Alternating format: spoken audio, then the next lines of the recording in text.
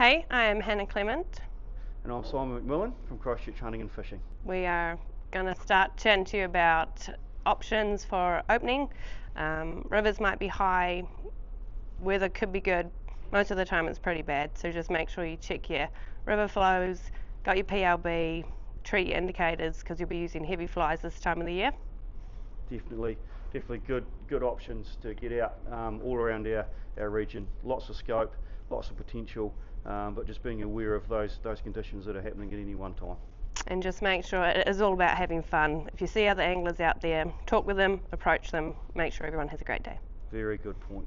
There'll be a lot of activity opening weekend, and all working together makes everybody a whole lot happier. Yeah, leave clear intentions on your truck. If you can, use the labels that Fish and Game offer, or just write on your back of your canopy window like I do, where you're going. Obviously, spin fishing is a real introductory place for a lot of people, particularly taking the family and getting them into it. And it's relatively simple. Good range of lures is the key. Old faithful black-tailed hovey. It's been around forever, still catching trout.